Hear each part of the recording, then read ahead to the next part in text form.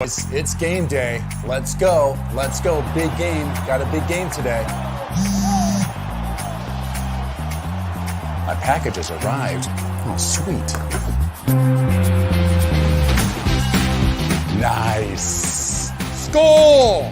Great win, fellas. What game's next? G-Men are having a great year. Let's go blue. Here we go. Primetime football. Texans, Dolphins. Let's do this. Yes! Review. Yes! Yes! Heartland Flags. Every sport, every team, every flag. Every team? That's right. Fine. I'll get a Washington flag too. Find your flag and so much more with fast, free shipping. Heartlandflags.com. Every sport, every team, every flag. Almost. Loyal sons forever true. Go Cyclones. Heartland Flags and Gifts presents Legends and Listeners with Scott Dochterman and Chad Lesiktow. Fly 'em high and fly 'em proud. Find your flag at heartlandflags.com. Breaking down the Big Ten from the Channel Seed Studios, this is Iowa Everywhere.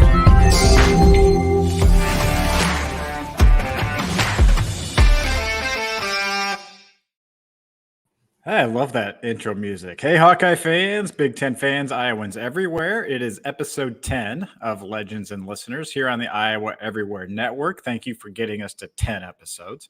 You are joined by myself, Des Moines Register sports columnist Chad Lesiktow, and my good friend Scott Dochterman of The Athletic, my carpool buddy on the ride to Madison. And we are rolling live from the Channel Seed Studios. Oops, they did it again, Scott. The Hawkeyes uncorked the longest rush of the Kirk Ferentz era, never snapped the ball inside Wisconsin's 20-yard line, and win by 2 scores, 15-6 at Madison. That suddenly puts this Iowa football season on an interesting, exciting trajectory. With a win this Saturday against Minnesota, the Hawkeyes can move to 7-1, which would be their best start since 2015. That's hard to believe. Scott, welcome. We talked last week pretty candidly about kind of the tone of the fan base, of the nature surrounding this team. And we also discussed what it would be like if Iowa actually went into Madison and won. So what have you kind of sensed in these last 5 days about if the conversation has changed at all about this Hawkeye team? Yeah, I think it has, Chad, and thanks for joining me today. And I think part of it is that I think the fans who are fans have decided, you know what, I'm going to embrace the ugly. It's not pretty football. It's not going to be pretty football this year. However, they're my team. Damn it, I like them. I'm going to root for them. I know I got to plug my nose. I enjoy it, but we're rolling with the Hawkeyes. I think there's a lot of others who are like, and they're the ones who are kind of chronic complainers anyway. And I get it. I mean, it is not stylistically exactly what you want. And I think it comes down to this, Chad. Are you going to enjoy the ride, or are you just going to worry about the destination? And I tweeted this to somebody about, or X'd to somebody, if that's what we call it these days, about, okay, Iowa's a one-armed boxer and they keep winning these fights. And you're like, how do they keep winning these fights? And eventually, they're going to get knocked out by the heavyweight. But are you really going to worry about that and not enjoy the matches that they're winning? So to me, I think the fans have kind of split. I think you're starting to see more on the Iowa side. Of course, that's only if they keep winning. Very true. I actually found watching and rewatching the Iowa-Wisconsin game, I found it quite satisfying, actually. I mean, the offense ran for 200 yards. I thought there was a lot of good stuff on the offensive side of the ball. Obviously, everyone's focused on the passing yardage, but, that defensive effort, the special teams effort, just to go on the road and win like that. If you scroll through past Iowa-Wisconsin's stats, good luck finding one that's really glamorous in terms of numbers. It's always like that. So I actually enjoyed watching the game, and I think a lot of others did too.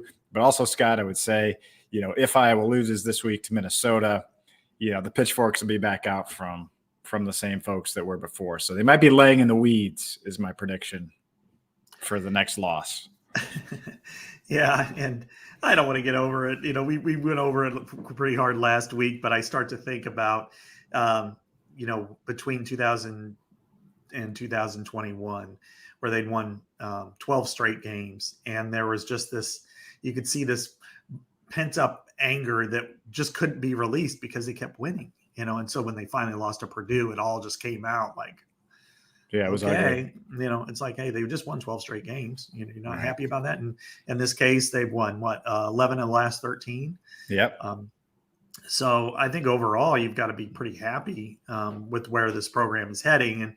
And the other side of it is, to focus on the positives for Iowa is that you've got to admire the resiliency and the response to adversity that this team has. I mean, we know they're challenged offensively, particularly when it comes to passing the football. It's not going to be there this year. They're just not even, let's not pretend that something magical is going to happen. But I think what you do is they've found a way to overcome it. They are running the football at a high level the last 2 weeks. That was the highest output they've had since Sean Green mashed them up into Wisconsin meatballs back in 2000. 200 yards on the ground. That's really impressive for this team. And the interesting part about this series is under Kirk Ferentz, the team that rushes for the most yards is 21-3 or 21-2. Sorry. Mm-hmm. Pretty much whoever wins the rushing battle wins the war. So I think you can appreciate good defense, great special teams, complementary football, winning with the resources you have. It's not enough to please everybody, and certainly in the eyes of most fans, it's like, ugh. But I think overall, their response to adversity is stronger than just about any team in the country. Yeah, we definitely talked about that last week. 221 yards on the ground if you take away the 2 sacks, the muffed snap, and the kneel down. So on called runs, 221, that's pretty darn good against the Badgers. Legends and Listeners is brought to you every Thursday by Heartland Flags and Gifts, and we thank them for their continued support. The Hawkeyes are 1-0 since they sent us merch last week, but on the flip side, the Bears lost their QB and a 10th straight NFC North game. So you win some, lose some. Anyway, Heartland Flags and Gifts offers free shipping anywhere in the U.S., always has fresh products, nearly every team, every sport, and every flag. Visit our good friends online at heartlandflags.com or in store at 3719 Southwest 9th Street in Des Moines. Scott, wanted to talk about midseason MVPs. A lot of lists came out this week. I voted on the midseason AP All-American team, and I did put a couple of Hawkeyes on there, believe it or not, and they actually got first team. But we want to talk about we wanted to pick one because it is hard to pick. There's probably 3 guys, right, we could pick from. I would say maybe even 4. But let's maybe pick 5 or 6. Let's go like 5 or 6 all the way to 1 for us. So I'll let you start. Maybe a less obvious MVP candidate, maybe not the MVP, but a guy that's been really important to the 6-1 start. Yeah, I'm going to count down from 5 to 1, Chad. I think this might be the best way to go ahead and do this. And number 5 to me is going to be Logan Jones. I think we're as we've seen a renaissance in the way they ran the football officially with 380 plus yards the last 2 weeks against Big Ten West opponents that know that's what Iowa's going to do. And he's the one who's called all the signals. We haven't had very many, if any, really bad snaps from him. And, I think Connor Colby has been very successful. I think all of them have been successful, but he's got to make sure all the trains run on time. And the way that they're pass protecting, the way the unit is running the football, I really think somebody from that side of the ball in that particular area needs to be, looked at pretty strongly. And I would say Logan would be my number 5. Yeah, interesting. I thought you were going to say Logan Lee is 5 because you could argue him as well. Mm-hmm. My number 5 actually is out for the year, Eric All. He has been in the 6-1 start a godsend. I mean, that he ends up being probably the most impactful transfer in the 6-1 start, just because you could argue Nick Jackson maybe as the most impactful transfer, but I think I don't think they beat Michigan State without Eric All, and then certainly don't beat Purdue. Well, I don't think they beat Purdue without Eric All, who had pretty much 90% of their passing yards and their only offensive passing touchdown. So I just want to give a nod to Eric. He's out for the year, 299 passing yards. Tyler and I had a interesting discussion of whether he would finish the season as Iowa's leading receiver. Tyler says yes. I just took the other side. No. It's good. Right now, Nico Regaini's next, available at 83. So that's a long climb to get to 299. So I think Tyler's probably going to win that. But anyway, that was my 5. How about 4? Number 4, and this is where we'll start to get into territory where we're crossing over. I'm going to go with Cooper DeJean. I think he's the best player, certainly the highest upside on the team. He's been largely successful, has not allowed a touchdown pass this year. He's had, multiple interceptions, as we know. Gave up a big play last week, but then rallied and had a really big 4th down stop, which was partially because he had contained, partially because he saw the play develop and he was able to stop it on a running play. And of course, we can't forget his punt return. That was, to me, probably the most electrifying play of the season thus far. So I'm going to go with Superman Cooper DeJean right there at number 4. Yeah, I think I'm probably underselling my number 4, but Jay Higgins for me is 4. Obviously, tackle machine, has had some big plays on defense, had a pick. Who was that against? Purdue? He had one against Purdue, right? Mm-hmm. And then, of course, the fumble recovery late against Wisconsin. He has shown up every single week. He has called that defense. You lose Jack Campbell. That was arguably certainly the biggest question on defense was how would I replace the linebackers. Jay Higgins has done that and then some, just playing really solid football. And I feel like he should get a lot of credit too for bringing Nick Jackson into the fold and getting him to play within the system. And I think you're seeing Nick Jackson play at a higher and higher level every week just because he's growing, he's learning a new system. And that has been one of the many factors of why this defense has ascended each and every week this season. So I'm going to give 4 to Higgins, but it's we're like in this top 4 is kind of a top tier here. So he's not far behind the others. So what about 3? Yeah, I'll have more offer on Jay Higgins in a few minutes, but Sebastian Castro is my number 3. I think he's Iowa traditionally has, both on the offensive line and on defense, players that ascend when they become seniors. They go from being very good to all Big Ten caliber. And I think Sebastian Castro has taken his game to a completely different level. His physicality is something that Iowa hasn't really had from that position for a while. They've had great players, but just a different element. And we saw that last week in the way he hits people and the impacts the game. I mean, even on a pass breakup, that ball landed like 20 yards behind the line of scrimmage. And he, there's part of me that really felt for him by going to the ground because you know how shallow we are when we vote for All-American teams, the media, I mean, and 2 pick sixes might have got him as a first-team All-American. And now he's going to be just like everybody else, which is really sad. But that said, what a thumper, just a tremendous player that he's developed into. And he's going to be really instrumental in the rest of the season. Yeah, and I kind of disagree with everyone's commending him for sliding down there, but I kind of disagree. I think you run it back because you're already up 2 scores. I don't think it's not like you're 1 score. I don't know. Like it would take then like 2 onside kicks to beat, and whatever. Anyway, Castro is also my number 3. And I actually think right now, to me, he would be Big Ten defensive back of the year. It's a really tight race. I mean, Wisconsin's as cornerback, of course, Penn State, has an elite corner, but doesn't have the stats. Cooper DeJean, those two might be neck and neck. Tyler Newbin, of course, in Minnesota, who we'll see this week. There's probably others I'm forgetting, Scott, but man, he's playing at a high level. And Cooper DeJean even said the other day, like the way Castro is playing has been emblematic sort of this defense's growth, into what we didn't know it would be to now it's starting to look like getting close to maybe an elite defense. So he's my 3. 2 for you is? This is a coin flip. I'm going with Tory Taylor. Okay. He's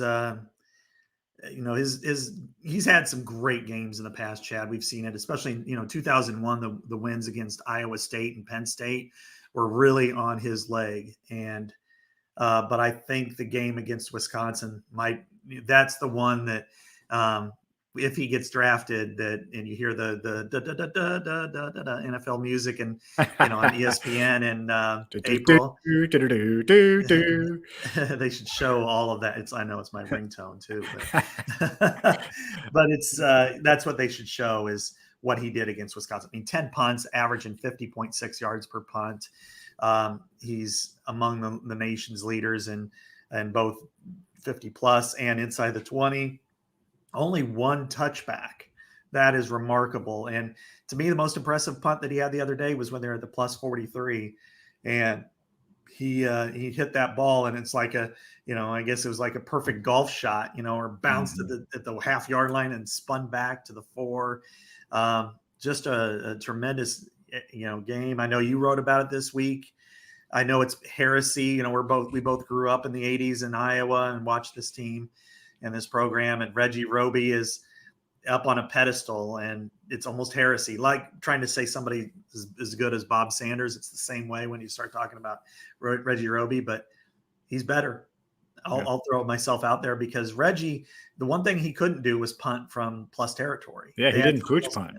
Somebody else came in to do that, because he just had such an incredibly booming leg. And Tory Taylor's, maybe it's not quite as booming as Reggie's, nobody's was, but for him to be able to park the ball inside the 10 with regularity and lead to points, I think you can't underestimate that.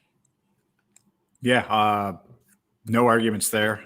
Cooper DeJean is number 2 for me, and Tory Taylor number 1 for me. So okay, Taylor, I tried to think about it, of where would this team be 6-1 without that player, and to me, there's no way, I don't think, without Tory Taylor, that they would be. So I think he has been their MVP, which is obviously very Iowa-ish, very on brand. But I think you could make the same argument for Cooper DeJean. And I know, obviously, I can tell who your number 1 is going to be here. But, man, Cooper is also hard to without the punt return against Michigan State, did they win? Doubt it. I mean, he also had that big interception in that game. So, it was a really tough debate in my head for those 2, but honestly, I had to go with the punter. But obviously, I want to give you a chance to talk about your number 1 before we move on. Yeah, and it was tough really for the top 4, but especially the top 2 for me, because I think Higgins and Taylor, to me, could be 1A, 1B in whatever order you want them to be. But I really like the way Jay Higgins has led the defense, because you cannot replace a guy like Jack Campbell in any facet, because not only does he one of the best leaders Iowa's ever had, but he's also one of the, just an impact performer, which is why he was a first-round draft pick, a great player. But Jay has walked in and been the equivalent of a leader that Jack was, and his production is even higher to some extent. He's second in the nation in tackles. He's solidified that unit that I think was really a question mark when you lose Seth Benson, who was a really good player, and and Justin Jacobs heads to Oregon. You just really have a lot of question marks. And the way he built it, and helped Nick Jackson grow, and what he's done at that position, and how he's hit. I mean, he is a freight train. He probably is a bigger hitter than even Campbell was. And so I look at this as this is the unit that Iowa wins with. And he's been, maybe he's not the NFL ready guy. He's certainly not at Cooper DeJean in that regard, but he's also just really a tremendous player. Real quick, do you think of those 3 defensive players we mentioned, do you think any of them come back next year? No, okay. I don't. I think they all go. I mean, they all have the option. Mm-hmm. Higgins, I could see maybe, but then again, he reminds me like of Anthony Hitchens. And let's say he comes out, where would you put him in the draft? Probably 4th or 5th round. If he comes back and he puts up the same numbers, does he get better? Yeah, I don't know. And then you have another year of wear and tear. Now, granted, you have NIL to do that, but Cooper might be the one that I would say just simply because maybe he wants to win the Heisman. Hey, I think all fans would sign up for that one. Yeah. Well, Scott, Circa Sports lists Iowa as a 3.5-point favorite against Minnesota, and the over-under is 31.5 points. As always, Circa Sports is the exclusive sports betting app of Iowa Everywhere. Circa Sports is sports betting the way it should be, with the highest limits, lowest holds, and the best odds. Download the app today at the App Store or circasports.com. 31.5 points. I don't know. It's supposed to be like in the 60s this weekend. So it seems low to me, but every time it's low, they go under, like in the bowl game and whatnot. So real quick, like super quick, let's rate the final 5 opponents, because we had this on our list. We're starting to go long already. From toughest to, toughest to easiest. So we're ranking top 5s again here. You go first, and then just rattle it off, and then I'll go 5, and we can maybe talk about it. All right. In order of toughest to least toughest, I guess I would put them all pretty close to the same. Yeah. I'm going to go with number 1. The toughest will be Nebraska. It's their last true road game.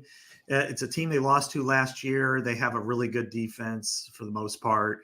And I think there's the potential for that to be a kind of a showdown game for the Big Ten West. And we know that this rivalry is starting to cook, and it could sizzle and go over the top.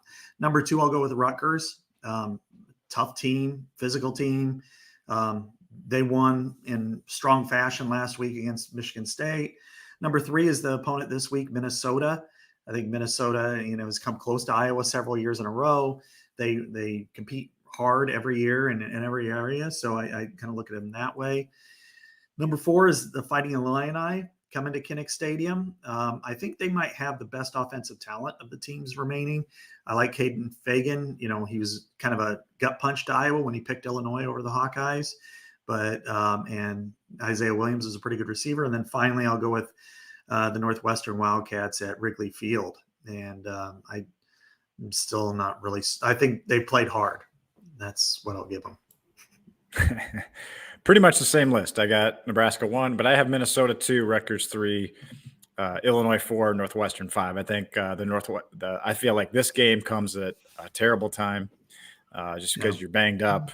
They like to run the ball, and you could use Noah Shannon this week. You could use a full strength Y.A. Black this week. Gives me pause about the outcome of this game.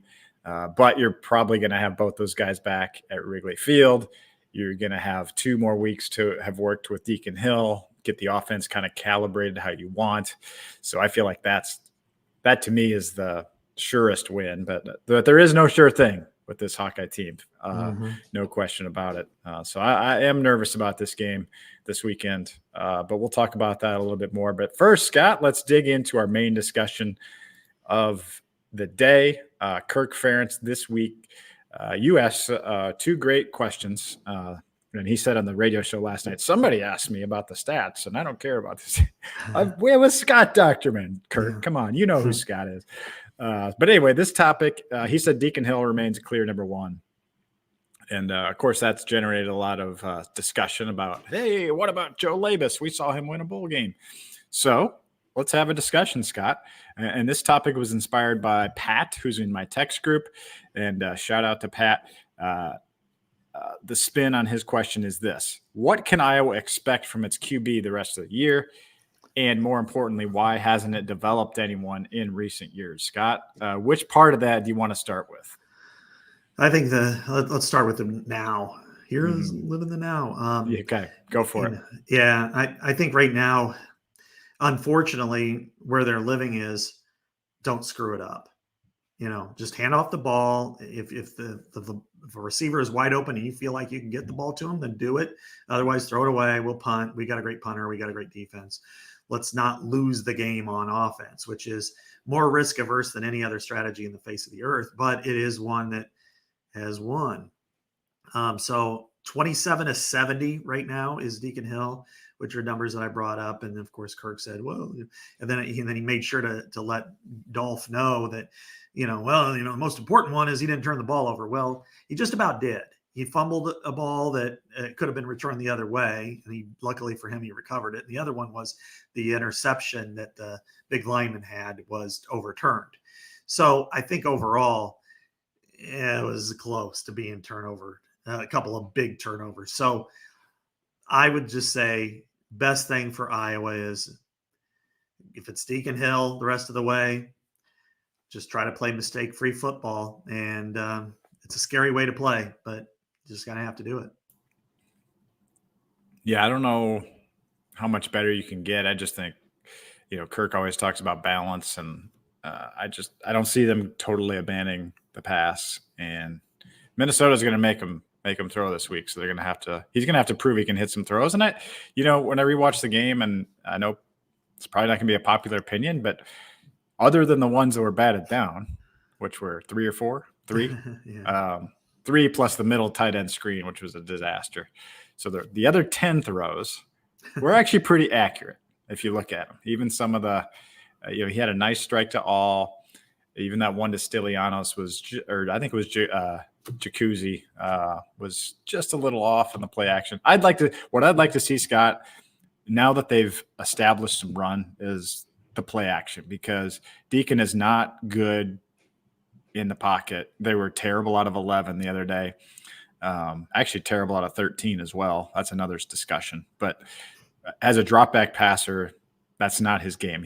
Iowa's going to have to get him in that play action. I think that's the way to go. Maybe the boot action, reestablish some of that bootleg passing game.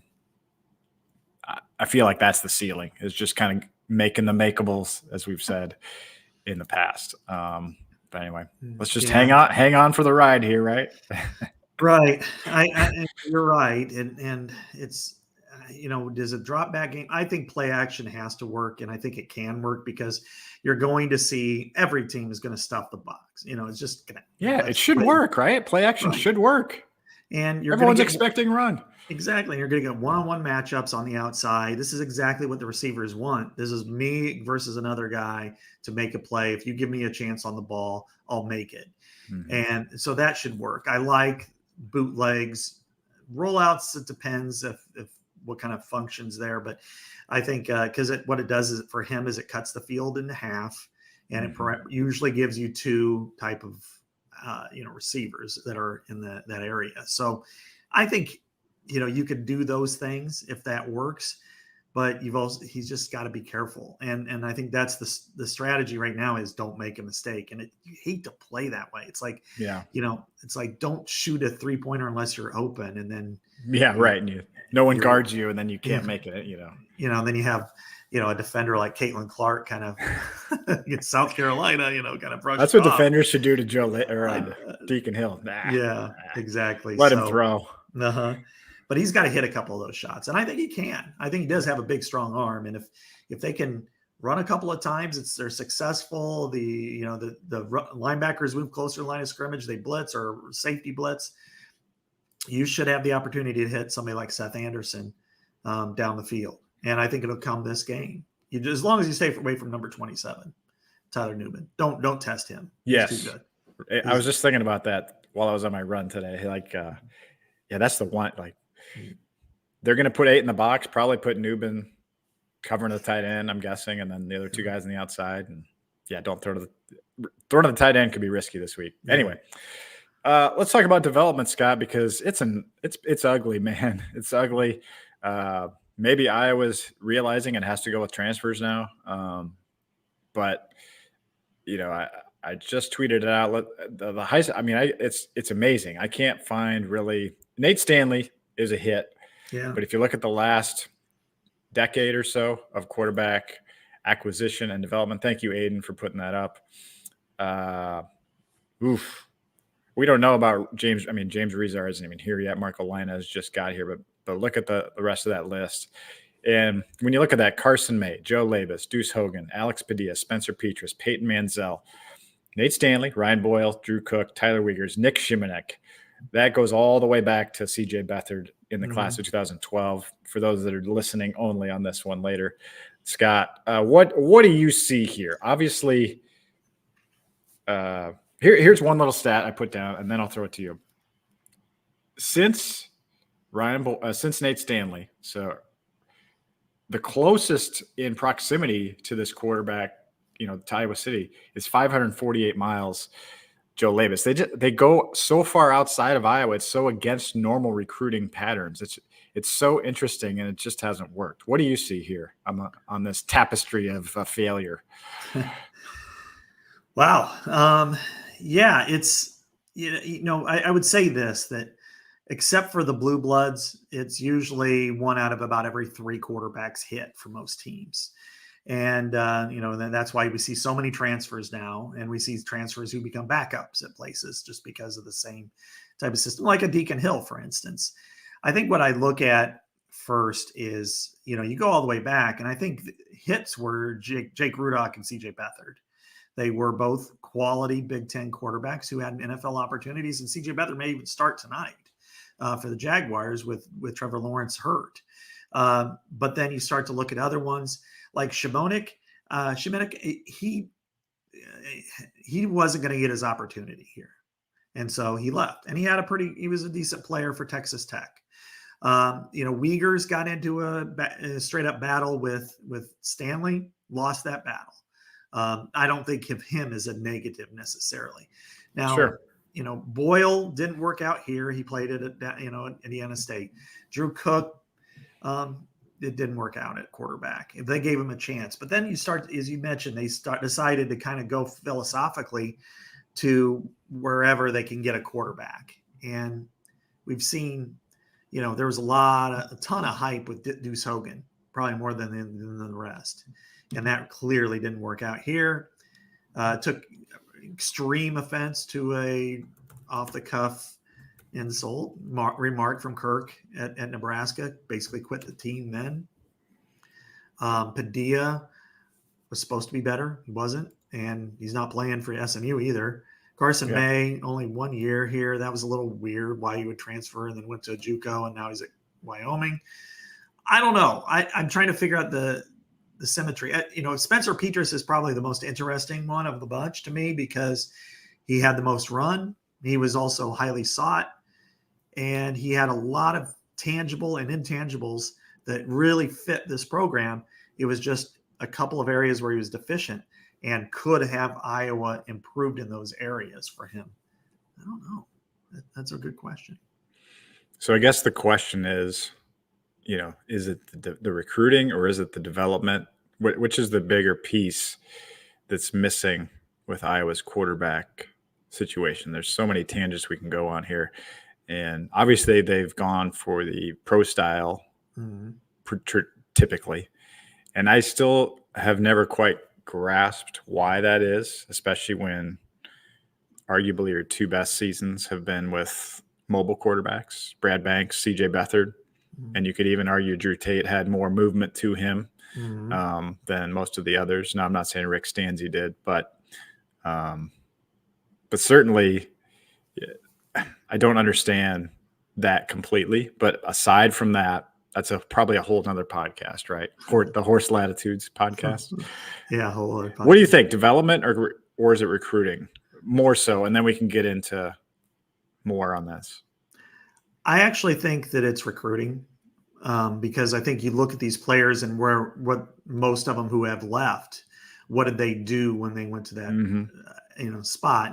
And there are some that, again, you're not going to hit on all of them, and some of them are at a different level and some of them would have been okay. I look at, Tyler Uyghurs, for instance. He went to Eastern Michigan. He lost to Nate Stanley. That was the right decision for Iowa. Nate Stanley threw 68 career touchdown passes, 13th in the Big Ten when he left.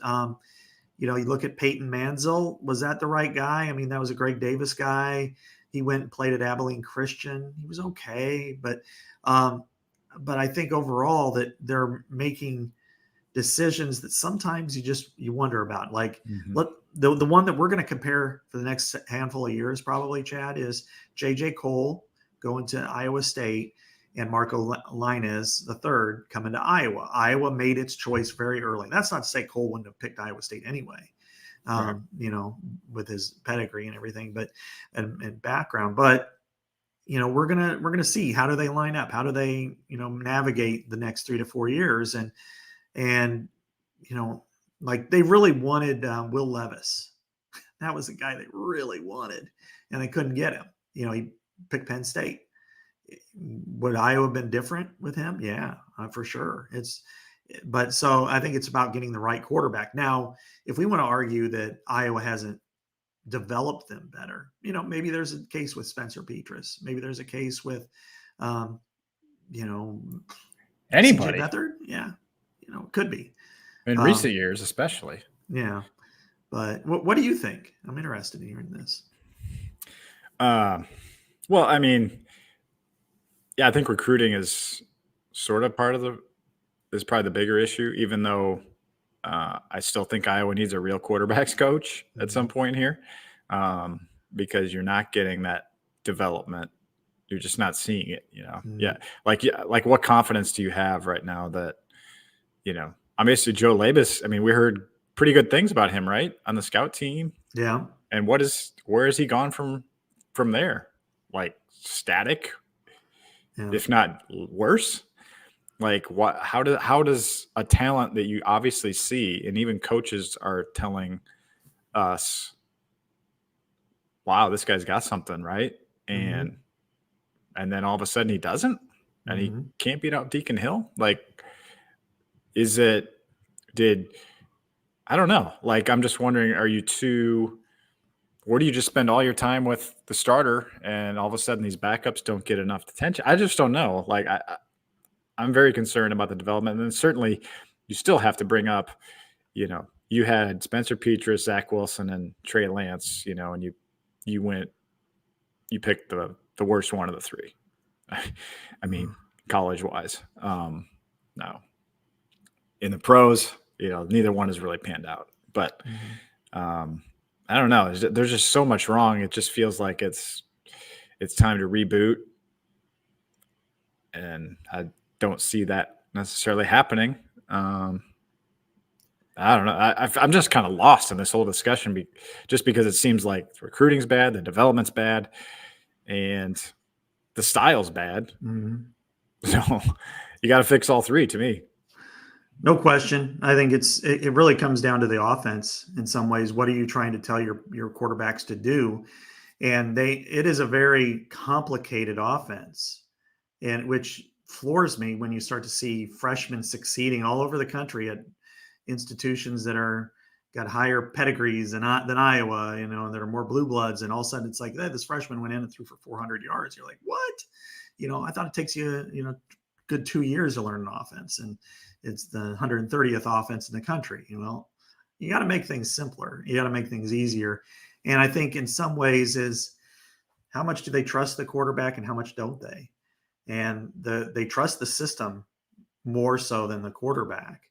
As you mentioned with Joey Labus, I think we, both of us have talked to assistant coaches who, one defensive coach told me one time, he's like, yeah, he's got some Drew Tate to him. I really like the way he handles himself. Some of the players did, he talks a lot of smack. He does a lot of things, but I also hear there's a lot of interceptions in practice. And that's a no-no for Kirk. Yeah. Right. Which is understandable. It's exactly. Understandable the way they play. So how do you get from this guy makes plays to lower your interceptions, but don't neuter him, necessarily on the field? And I think that's really the hallmark of the whole offense and a quarterback's coach and everything else is how do you get somebody who can make plays, but don't, as Lisa Bluter said last week, you don't tell a thoroughbred, whoa, so maybe that's something that they are going to have to look at introspectively to decide, how do we get this guy to just go ahead and make plays, but be careful of this and don't do it often. Maybe he just does it so much and they tell him all the time and it's the point they can't have it. But what happens if Deacon Hill gets hurt? I mean, are they going to just say, I'm behind you 100%, kind of like Bud Kilmer and Johnny Moxon, in Varsity Blues, or, I don't know, man. It's, but I think we'd all like to see some sort of quarterback come here that, looks the part. And maybe Cade will be that way next year, but we didn't quite see it in the first 4 games. I think you at least have to transition to mobile. Yeah. Get a quarterback run game going with this offense. And I think they're at least on the right track with Marco and James Rezar, who's got really good speed. I know that, and has good rushing numbers.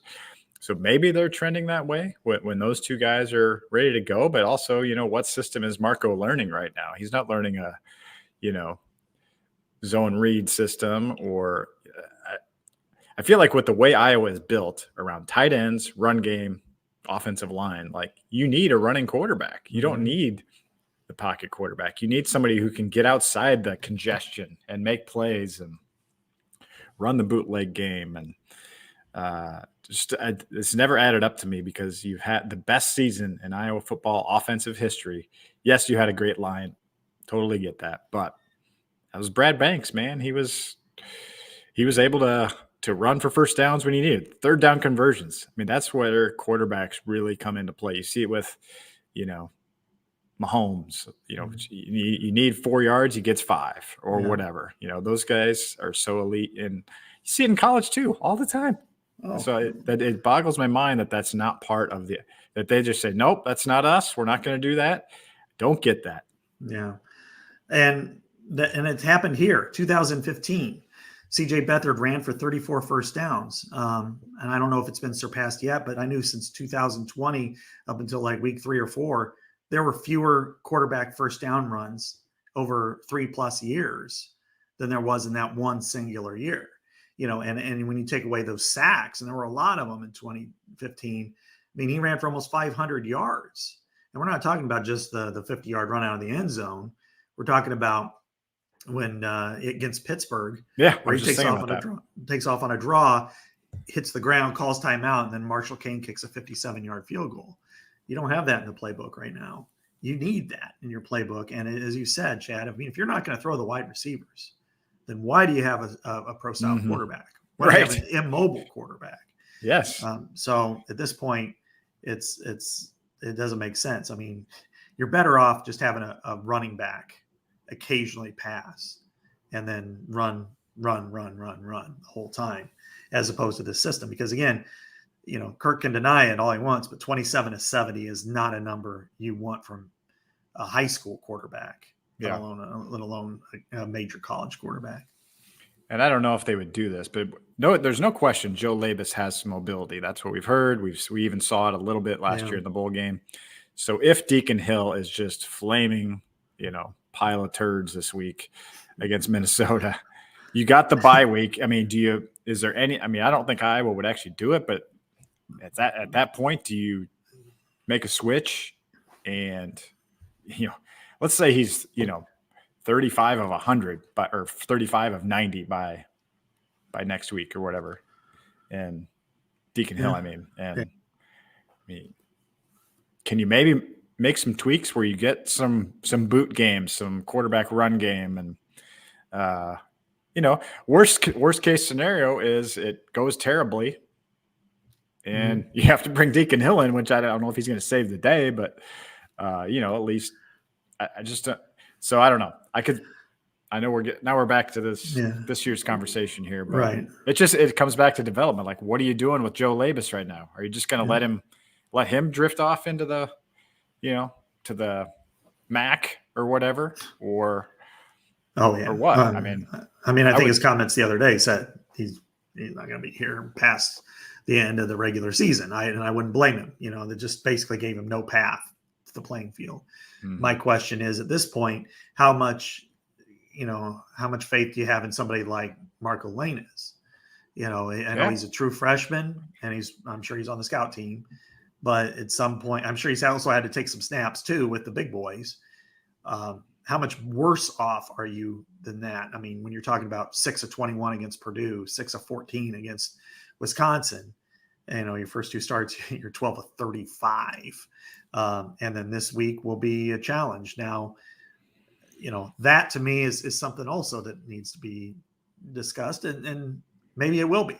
I mean, you brought this guy in here from New Jersey, and you want him to learn the system, but at some point, if you're not going to play Labus and you're going to get this kind of production, and your only metric, it seems, is, well, he didn't turn the ball over, and he damn near did twice. Yeah, right. This wasn't just like he wasn't perfect on that. I mean, that interception, I was kind of surprised it didn't stick. With the big boy there from Wisconsin.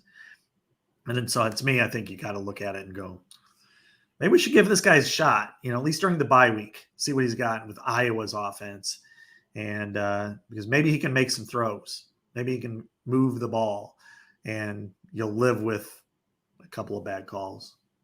Sure. Man, I wish we could go on forever with this thing. So we got to move on. We got to wrap up. So good conversation there, Scott. I'm guessing we're going to be talking about quarterbacks more. So folks, don't get discouraged. We'll be talking more about this, I'm sure, in the coming weeks. But let's get to our final thoughts here. Obviously, a huge week in the Big Ten. The game of the year thus far: Penn State, Ohio State, Saturday, 11 a.m. on Fox. Man, that's an interesting ball game. I read the piece. Let's give a shout out to your company, The Athletic. I thought it was an awesome piece on what coaches are saying about that matchup. And after reading that, man, I think Penn State's winning. Really? Do you? I'm going to go the other way. Okay. And the only reason why is, Drew Aller had, against Northwestern, it was a really bad first half. And against Illinois, wasn't his best game. He was like 16 of 33. Now, he played outstanding against Iowa, but I think everybody played outstanding against Iowa that day. It was a game they clearly wanted to win and win decisively. So going to the Big House, this is your first shot at a major power on the road. I'm sorry, not the Big House. Duh. The horseshoe. The shoe. Damn. Don't throw watermelons and stuff at me. But I do think overall, I think I like Ohio State to win and right. cover.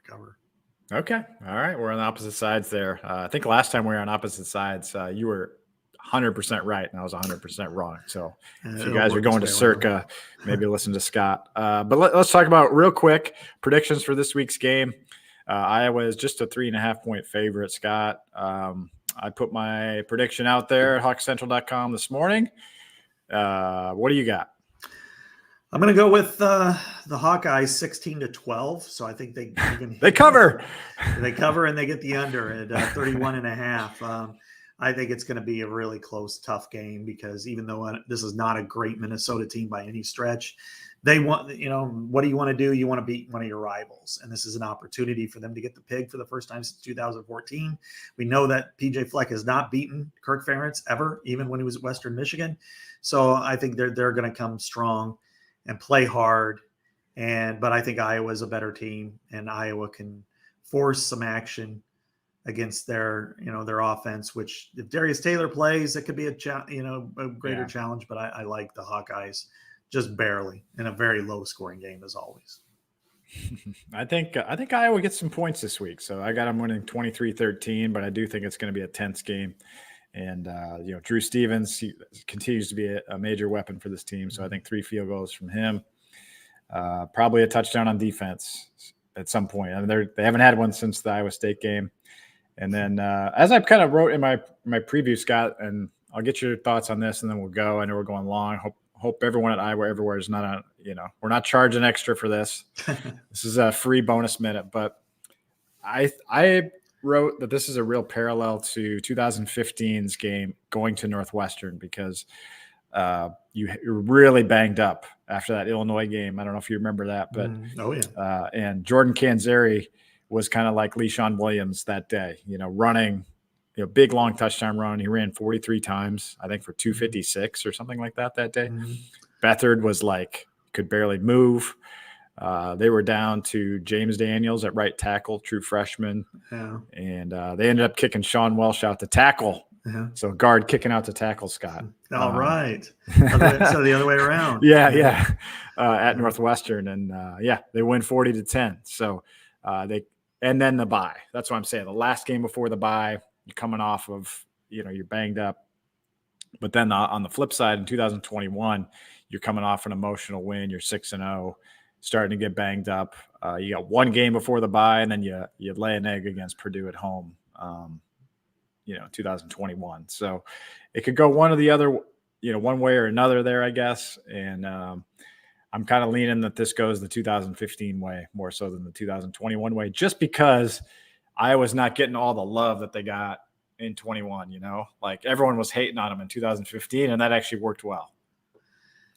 The one thing I'll say is the 15 and 21 teams are much better than the 23 version. Yeah, I'm not comparing like quality here. Yeah. But I'm also going to say that the opponents were much better too. Northwestern was ranked, won 10 games that year. And Purdue had, the ultimate Iowa killer in David Bell. I mean, he had 500 and some yards against the Hawkeyes in 3 games.